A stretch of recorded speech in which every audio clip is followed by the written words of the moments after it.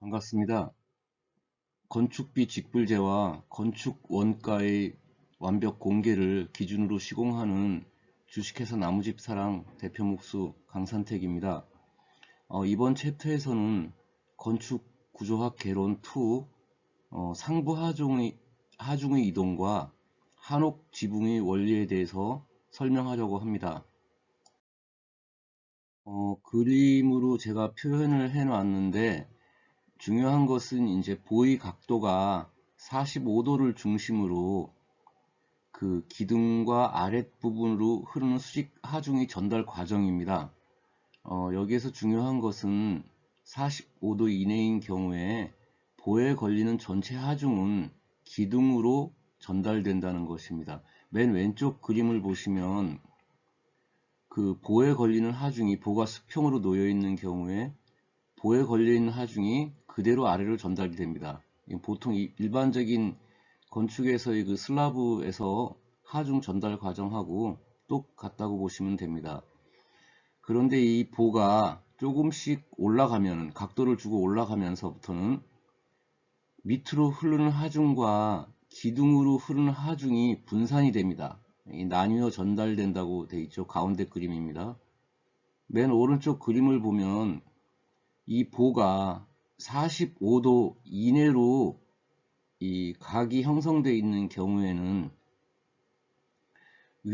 보의 위에서 흐르는 수직 하중이 전체가 기둥으로 전달되는 것입니다. 이 그림을 잘 이해하시면 다음 페이지에서의 설명을 좀 더 쉽게 이해하실 수 있을 겁니다.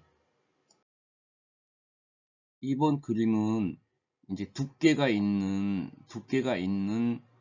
이 두께가 있는 장선에서 그 두께만큼의, 그러니까 장선보의 두께만큼의 우회 상부 하중이 그 길이만큼 이동을 해도 그 우에서 흐르는 수직 하중은 전체가 다 기둥으로 전달된다는 것입니다. 왼쪽 그림이 그렇죠.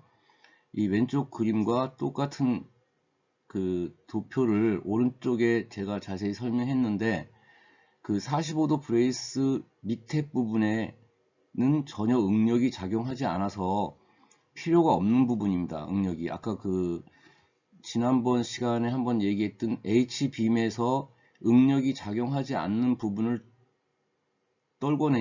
잘라내니까 H자 빔이 되는 원리하고 같은 원리입니다. 이게 I 조이스트도 마찬가지고, 무슨 얘기냐면 장선의 폭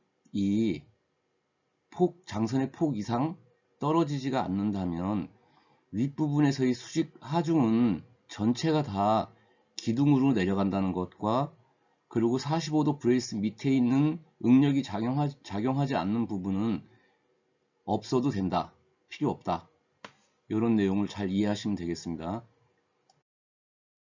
요게 이제 건축 구조학에서 가장 어려우면서도 가장 쉽게 이해할 수 있는 부분인데, 잘 이해하시면은 그 다음 이 트러스라든지 한옥 지붕에서의 공포의 원리를 쉽게 이해할 수가 있기 때문에 몇 번을 강조해서 제가 자꾸 설명을 드리는 겁니다. 기둥과 보의 각도가 45도 이내인 경우에 보에 걸리는 모든 수직 하중은 기둥으로 전달된다. 이게 트러스 구조 해석의 기본 원리이기도 합니다. 시간이 걸리더라도 그림을 보면서 천천히 생각하면서 이해하시려고 노력하시면은 무슨 말인지 쉽게 이해가 되실 수 있을 거라고 믿습니다. 자꾸 이제 강조해서 이 그림으로 뭔가 이렇게 이해시키려고 제가 표현을 해 보는데, 다시 한번 또 한번 보시면은, 자, 기둥을 보면은, 맨 왼쪽 그림입니다. 기둥을 보면은 우에서 흐르는 하중이 그대로 기둥으로 전달되죠. 이거는 뭐 누구든지 당연히 쉽게 이해하실 수 있을 겁니다. 그런데 중요한 건 건축물에서 슬라브, 이제 층간 슬라브죠. 보호라고도 이제 목조택에서는 이제 조이스트 장선인데, 장선에서 위층에서 흐르는 하중은 그대로 밑으로 이렇게 보호에선 전달이 됩니다. 근데 이 보가 움직였을 때 45도 이내가 됐을 때는 45도 이내가 됐을 때는 그 위에서 흐르는 하중은 슬라브로 전달이 되지 않고 그대로 기둥으로 흘러간다. 이런 내용입니다. 이게 이제 발코니, 우리가 이제 건축물에서 코같이 이렇게 튀어나오는 부분을 발코니라고 하죠. 발코니에서 수직 하중이 작용되는 원리를 제가 그림으로 왼쪽에서부터 차근차근 설명해 놓은 겁니다. 발코니가 만약에 밑에 받쳐주는 부재가 없다면 처짐이 발생하겠죠. 가운데 그림으로 보면 그 처짐을 발생하기 위해서 45도 브레이스를 놨을 경우에 맨 오른쪽 그림을 보면은 마치 기둥이 있는 것과 똑같은 효과를 본다. 이런 내용입니다. 이제 한옥지붕에서 공포의 원리를 제가 그림으로 알기 쉽게 설명해 놓은 것입니다. 가운데 있는 그림이 이게 그 한옥에서 이 공포에 대한 그 기계적, 구조적 원리를 제가 이렇게 도식화해 놓은 것인데 45도 브레이스의 원리를 생각하면은 쉽게 이해하실 수 있을 겁니다.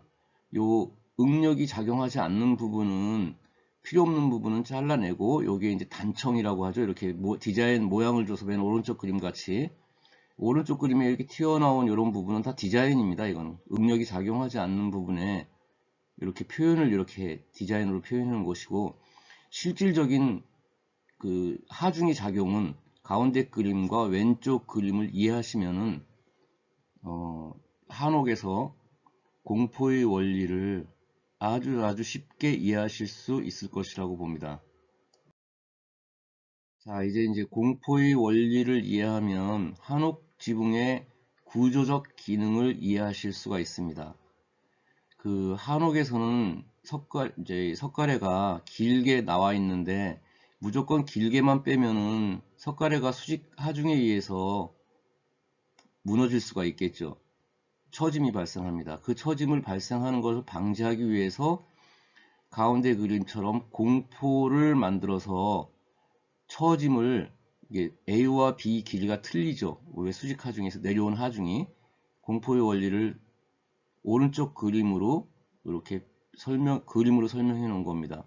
불필요한 부분의 목재를 없애버리고 여기에 디자인을 주어서 실제 한옥에서 처마 밑에 보여지는 공포, 요거를 표현한 것입니다. 잘 이해하시면 별로 어렵진 않습니다. 이게 한옥이 실제 그 내부 공간이고 이제 그 얼개입니다. 그 기둥이 없이 넓은 실내 공간을 만들 수 있는 방법이기도 합니다. 이게 공포의 원리고 45도 브레이스의 원리이기도 합니다. 그림을 보고 잘 이해하시면 될 겁니다.